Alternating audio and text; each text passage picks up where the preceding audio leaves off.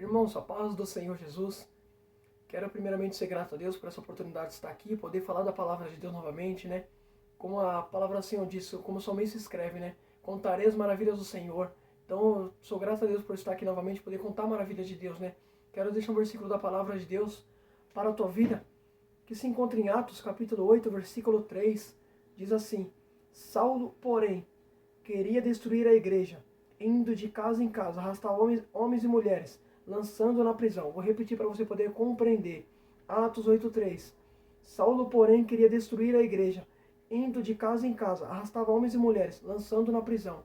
Isso aconteceu em Atos 8:3. Aqui, Saulo ainda não era Paulo, e sim Saulo. Então, que ele era perseguidor da igreja. Só que o interessante é que aqui, em Atos 8, era ele que lançava os homens e mulheres na prisão, né? Era ele que perseguia a igreja de Cristo, né? Então, ou seja, aqui era ele que aprisionava. Só que o interessante que em Atos 16, versículo 23, diz assim: Depois de lhe darem muitos açoites, os lançaram na prisão, ordenando ao carcereiro que guardasse com toda a segurança.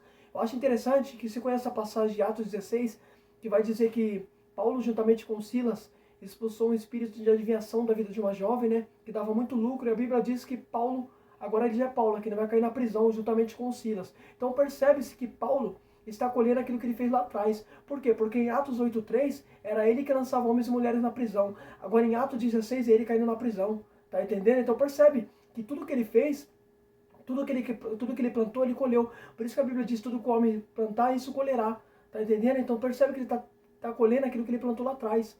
Tá entendendo? Percebe? Ele já era novo, aqui já era Paulo, ele já era convertido. Mesmo ele sendo convertido, ele está colhendo aquilo que ele fez lá atrás.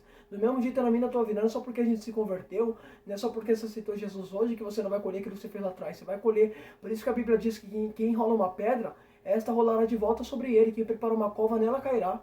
Tá entendendo? Existe a lei do retorno.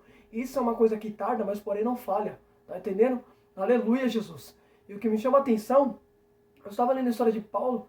Pensa em um homem que realmente colheu tudo aquilo que tinha plantado lá atrás. Você quer ver uma coisa? A palavra do Senhor diz em Atos 7, né, que Estevão foi apedrejado, né? A Bíblia diz que Paulo, ele se consentia pela morte de Estevão. Então, ou seja, Estevão foi apedrejado por conta de Paulo. Só que o interessante é que a palavra do Senhor diz, em Atos 14, no versículo 19 e 20, diz assim, ó: Entretanto, chegaram os judeus da Antioquia e Íconos, enxergaram as multidões e apedrejaram Paulo e o arrastaram para fora da cidade, dando por morto. Olha que interessante, percebe que agora aqui é Paulo sendo apedrejado.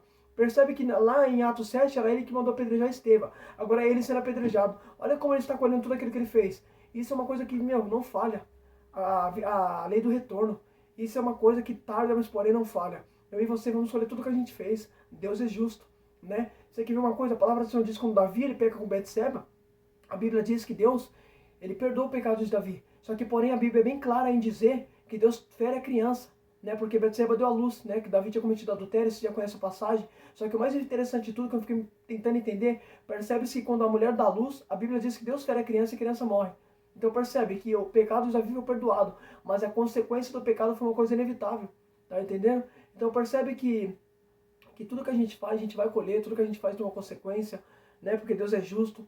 Eu acho interessante que, o que eu fiquei me perguntando aqui, percebe-se que a Bíblia diz que Silas, né, foi juntamente com Paulo para a prisão. E eu fiquei me perguntando, peraí, por que Silas foi participante? Se foi Paulo que plantou lá atrás, por que ele está colhendo junto com Paulo?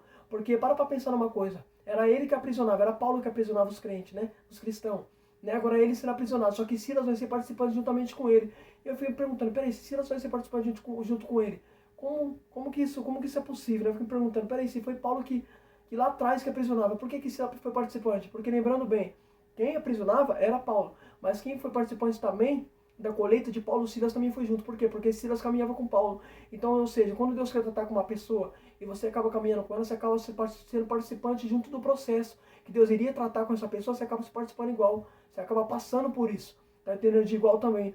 A mesma coisa foi com Jonas. Você quer ver uma coisa? A palavra do Senhor diz que quando Deus fala para Jonas se levantar e pregar em Nínive, a Bíblia diz que Jonas ele se apronta e vai para Tarsis. Percebe que Jonas está fugindo da direção de Deus. Só que a Bíblia diz que Jonas ele vai entrar no navio, né? Você já conhece a história? A Bíblia diz que por causa de Jonas, Deus levantou uma tempestade. Quase todos os marinheiros presentes ali morreram por causa de Jonas. Quase. Percebe que a Bíblia fala que a tempestade era tão violenta que os marinheiros começaram a tirar as bagagens do navio, e sendo que Jonas estava tranquilo dormindo. Então percebe que através de um único homem, todos aqueles homens foram participantes.